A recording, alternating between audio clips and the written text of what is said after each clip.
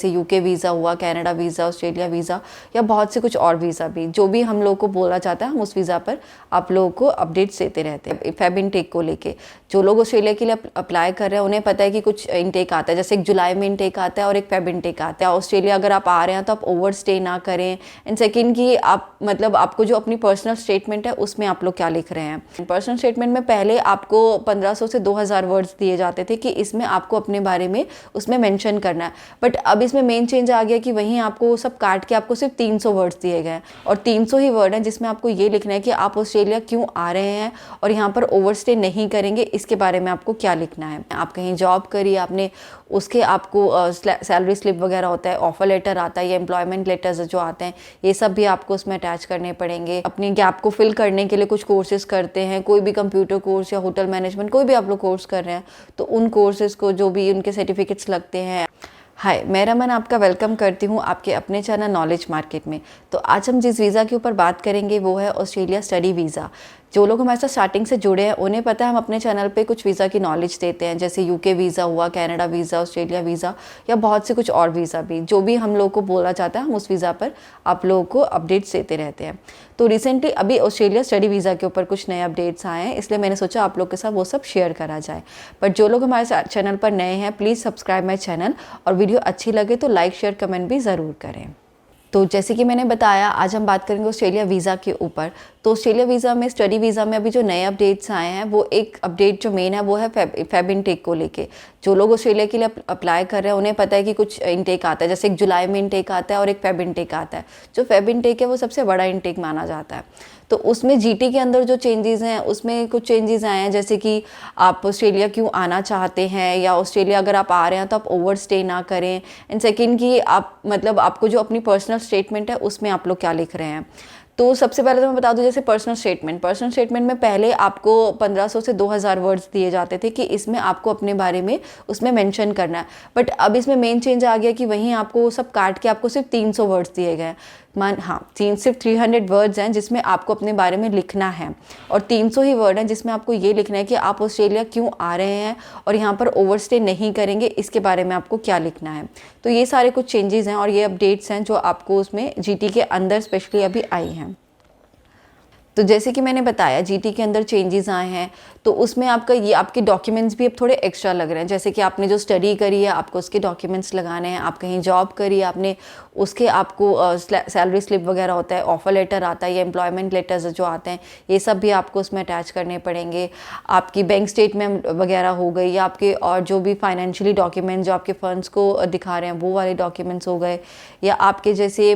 जो लोग अपनी गैप को फिल करने के लिए कुछ कोर्सेज करते हैं, कोई भी कंप्यूटर कोर्स या होटल मैनेजमेंट कोई भी आप लोग कोर्स कर रहे हैं तो उन कोर्सेज को जो भी उनके सर्टिफिकेट्स लगते हैं, आपने कोई डिप्लोमा वगैरह बीए या कुछ भी स्टडी करी है आपको उनके डॉक्यूमेंट्स ये सब भी लगते हैं। डॉक्यूमेंट्स में अगर आपको चाहिए तो आप मुझे कमेंट कर सकते हैं, मैं आपको एक अलग वीडियो सिर्फ डॉक्यूमेंट्स की बता सकती हूँ। अभी फिलहाल जो मेन चेंजेस आए हैं मैंने आप लोगों की इसमें एक चीज़ मैं आपको बता दूँ, ये जो मैंने आपको बताया कि आप अगर जॉब करते थे या आप उसके बाद आप अप्लाई कर रहे हो तो आपको एक ऑफर लेटर या जो एम्प्लॉयमेंट लेटर वो लगाना पड़ता है। वो इसलिए लगाना पड़ता है क्योंकि जो एम्बेसी होती है, आप जो अगर अपना एक कंपनी का लेटर हेड देते हो उस पर आपको एक एम्प्लॉयर की डिटेल लिख के देनी पड़ती है, ताकि एम्बेसी वाले इन फ्यूचर अगर उनको ज़रूरत है तो वो इन कॉन्टैक्ट जो एम्प्लॉयमेंट की उस पर आपको डिटेल लिखी होती है उन पर वो कॉल करके पूछ सकते हैं, कॉन्टैक्ट कर सकते हैं कि ये जो जिसने भी अप्लाई किया है ये वहाँ पर जॉब कब से कब तक कर रहा था, उसकी सैलरी क्या थी, वो क्या जॉब कर रहा था, उसका बिहेव कैसा था जॉब में। इसलिए वो सब चीज़ें थोड़ी बहुत डिटेल मांगते हैं, अगर हम जिस ऑफिस से छोड़ के जाते हैं तो वो एम्प्लॉय की उसमें डिटेल होनी चाहिए। अब हम बात करते हैं जो कि सेकेंड अपडेट है। जैसे कि आप सबको पता है कि अभी 25 दिसंबर आ रहा है और उसमें क्रिसमस होता है और ज़्यादातर कंट्रीज़, बाहर की जितनी भी कंट्रीज़ होती हैं वहाँ पे 25 दिसंबर से ना हॉलीडे स्टार्ट हो जाते हैं। तो ऑस्ट्रेलिया में भी हॉलीडे स्टार्ट होने वाले हैं 25 दिसंबर से जनवरी सेकेंड तक, शायद सेकेंड ऑफ वीक तक उसमें वहाँ पे हॉलीडेज़ रहते हैं। तो इस बीच में वहाँ पे कोई भी फाइल आपकी प्रोसेसिंग नहीं होगी, कोई भी एप्लीकेशन नहीं डाली जाएगी, कुछ भी वीज़ा का काम आगे नहीं बढ़ता है। तो इसलिए जो लोग फेब इनटेक के लिए ट्राई कर रहे हैं वो अभी उनको 25 जनवरी से पहले ही अपनी फाइल लगानी पड़ेगी, क्योंकि अगर आप 25 के बाद अप्लाई करेंगे तो जनवरी दूसरा हफ्ता में आ जाएगा। तो उस टाइम अगर आप अप्लाई करेंगे तो आपका वीज़ा आने में इतनी जल्दी नहीं आएगा, क्योंकि फिर फेब इनटेक के लिए अगर आप ट्राई कर रहे हैं तो आपको दिसंबर में ही ट्राई करना पड़ेगा, आप जनवरी में नहीं कर सकते। तो इसमें ये भी है कि अगर आप फेब इनटेक के लिए कर रहे हैं तो आपको 25 दिसंबर से पहले ही लगाना पड़ेगा, क्योंकि 25 दिसंबर से वहाँ पे हॉलीडे स्टार्ट हो जाएंगे तो आप कुछ भी वहाँ पे प्रोसेस नहीं कर सकते हैं। तीसरा जो अपडेट ये आया है कि अब किन किन फाइल्स के वीज़ा जल्दी लग रहे हैं और किन किन लोग फाइल्स के वीज़ा है जो थोड़ा डिले हो रहे हैं। तो ये तो एक आपको पता है जो फेब इनटेक है, मैंने आपको बताया, या जो भी ऑस्ट्रेलिया वीज़ा अप्लाई कर रहे हैं उन्हें पता है कि फेब इनटेक बहुत बड़ा इनटेक होता है, जुलाई से भी बड़ा इनटेक है ये।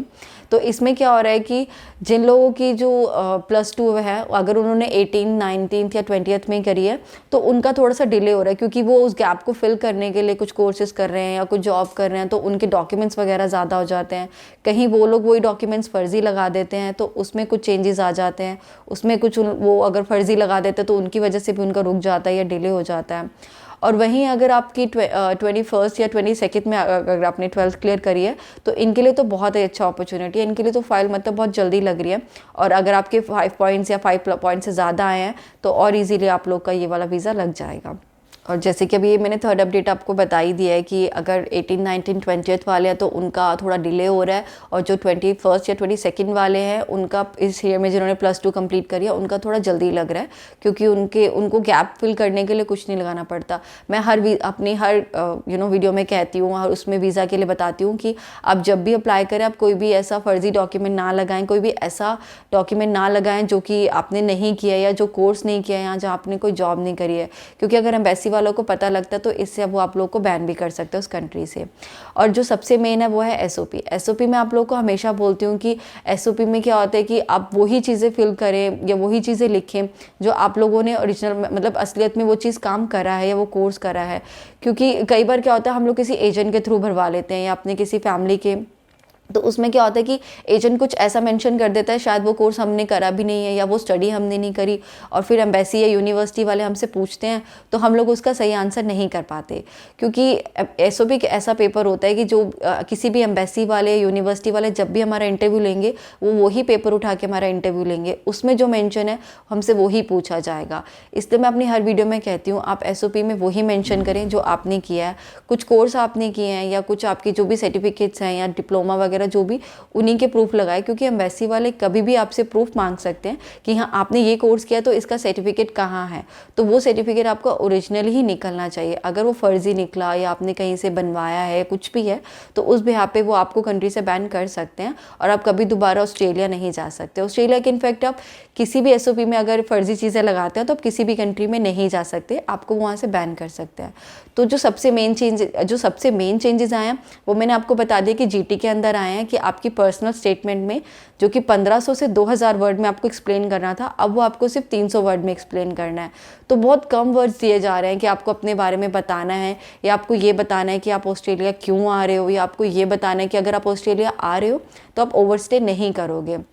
बहुत कम वर्ड्स दिए गए, ये हम भी मानते हैं, बट आपको इतने में ही उन्हें एक्सप्लेन करना पड़ेगा। तो ये आपके जो मेन चेंजेस हैं बस यही हैं। बाकी अगर आपको ऑस्ट्रेलिया की डॉक्यूमेंट्स पे वीडियोस चाहिए कि हमें स्टडी वीज़ा के लिए क्या क्या डॉक्यूमेंट्स चाहिए या कैसे अप्लाई करना है, तो उसके लिए भी आप मुझे कमेंट कर सकते हो, मैं आपको इसकी पूरी वीडियो आराम से बना के दे जाऊँगी। इसमें मैंने डॉक्यूमेंट्स में इतना नहीं बताया है क्योंकि ये मैंने आपको बताया है कि मैं सिर्फ ऑस्ट्रेलिया की जो अपडेट्स आए हैं जीटी के अंदर, सिर्फ वो 2-3 पॉइंट्स आप लोग के साथ शेयर करने के लिए बताया। तो बस यही कुछ मेन चेंजेस थे जो मैंने आप लोग के साथ शेयर करे हैं। जैसे कि एसओपी मैंने आपको बताया कि एसओपी में आपको कैसे क्या करना है, कुछ भी फेक नहीं लगाना है। सेकंड कि अगर आप फेब इनटेक के लिए ट्राई कर रहे हैं तो आपको 25 दिसंबर से पहले ही अप्लाई करना पड़ेगा, क्योंकि उसके बाद हॉलीडे स्टार्ट हो जाएंगे, आप अप्लाई नहीं कर सकते हैं। उसके बाद कि अगर आपने कोई डॉक्यूमेंट्स मतलब आपका कोई गैप है तो उसको फिल करने के लिए आप क्या करो, वो भी आपके ओरिजिनल होने चाहिए। और सबसे मेन जीटी के अंदर जो मैंने आपको बताया फेब इनटेक में कि आपको 300 वर्ड्स में ही सब कुछ एक्सप्लेन करना है,